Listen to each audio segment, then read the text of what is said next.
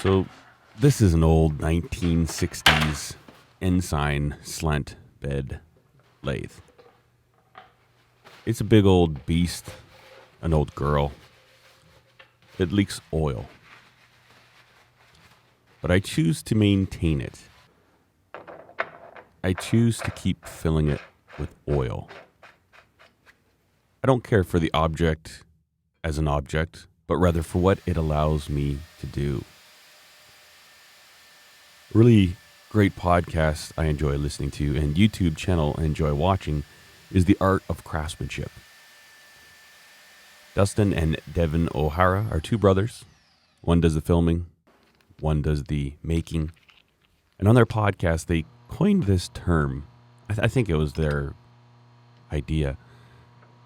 The maker switch. Is your maker switch turned on or off?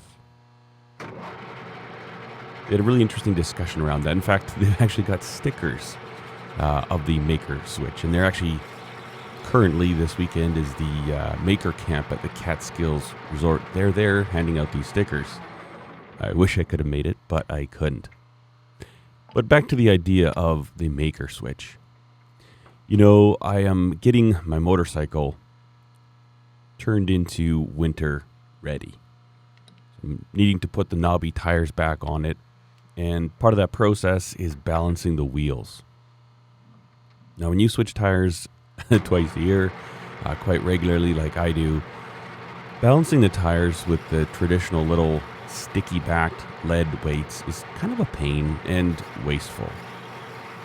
You can't reuse them, and sometimes actually will fall off while you're riding.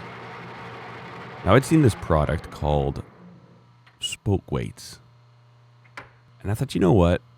I'm going to get me some of those. Truth be told, you can get them on Amazon for not very expensive, but these ones would have taken about 3 weeks to get here, and I want my tires on now. So back to the old girl, this 1960s lathe. This tool allows me to turn my maker switch on. So I decided I'd make some of these weights, various sizes, which would transfer into various weights. And I did one of them, did some prototyping, checking it out, and after that I made 5 more. Total of 6, 3 different weights. I have got a 2 ounce, a 1.5 ounce, and a 1 ounce. In the end, I ended up grinding down a 1 ounce a little bit to make it work, just to remove some additional weight, but this was a fun little project. You know, very often on YouTube videos, people will talk about, oh, must be nice to have all those tools. And yes, it certainly is. This is a lathe that I had been eyeing for well over 20 years. This was my dad's lathe. I got it for free. He was cleaning out his shop, redoing the walls, and he thought, you know what? I don't use this anymore. Maybe somebody else needs it. And he also thought, well, most of his friends are at the age where they're not really playing in their garages anymore. He was going to haul to the scrapyard. Now, thankfully, my sons were there helping him that day, and they knew that I wanted this lathe. But you can't just go ask your dad for his lathe. It's not something you can do.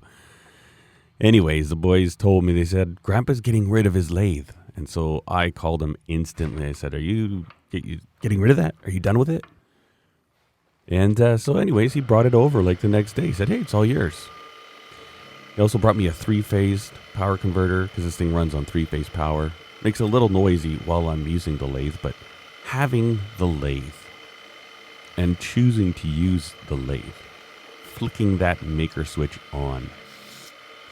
You know, it's one thing to have the tools, but you also need a particular skill set to use the tools.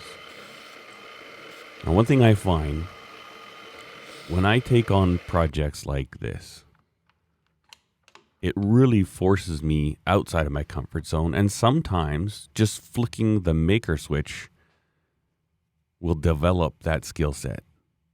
There's a point where instead of knowing everything on how to do something, you just need to get started.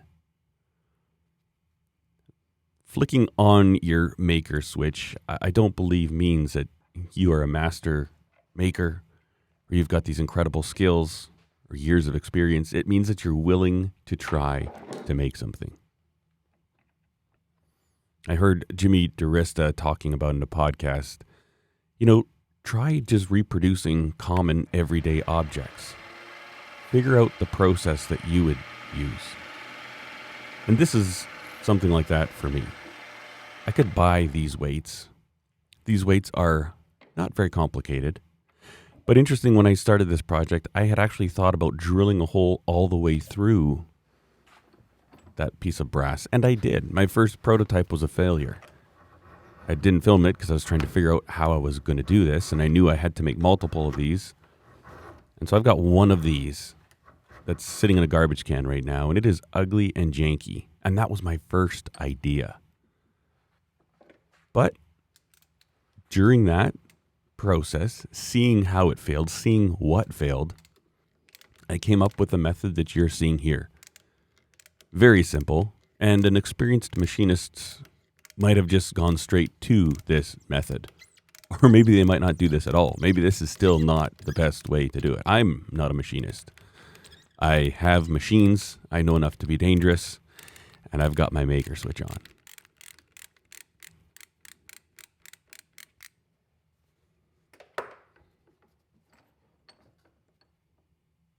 Being able to create something and make something useful is so satisfying. I could have just gone to Amazon and bought these, and it would have been cheaper. I think altogether to make 6 of these took me about 3 hours. No, it was about 2 hours, but still. But when I was riding my motorcycle after I installed these, I balanced my wheels. I was out for a cruise. And knowing that tire is running nice and smooth, it's not bouncing, it's balanced, and the weight that's keeping it balanced was a nice little piece of brass that I machined. There's a satisfaction to that. Now, the weird thing about the maker switch in this day and age that we live in, sadly and truthfully, I don't know if it has the same value, monetary speaking, as it used to. With mass-produced everything, companies like Alibaba, Amazon, things are so cheap, you can get them so fast. Sometimes it's actually more expensive to make stuff yourself. And when you factor in the tooling, it often is. It doesn't make sense to make something when you could just go buy it. I made a skid plate for my DR 650. There's a piece of aluminum that I formed, welded, and that thing took me all day long. And I could have bought it for, I think you can get them for a couple of $100. Maybe a close trade when I consider, hourly wages. But when people say, hey, where'd you get that skid plate? I can say I made it. Not that anybody's ever asked, and not that that's why I made it, but I ride down the gravel, I hear rocks smashing that skid plate, and I know that I put that thing together, and it's protecting my engine. And it's me. You can see it on the bike there. I hope you enjoyed this video, and, there's so much satisfaction in doing things yourself, figuring things out, and mostly just for the feeding of that curiosity. The more things that you make, the more little tools of knowledge you have in your bag. I encourage you to go out there, think about some of the things, as much as it can be practical. Try to do more making instead of buying. I'm going to leave a link in the description for the Art of Craftsmanship podcast and YouTube. Please go check those out. And I thank you so much for watching. Cheers.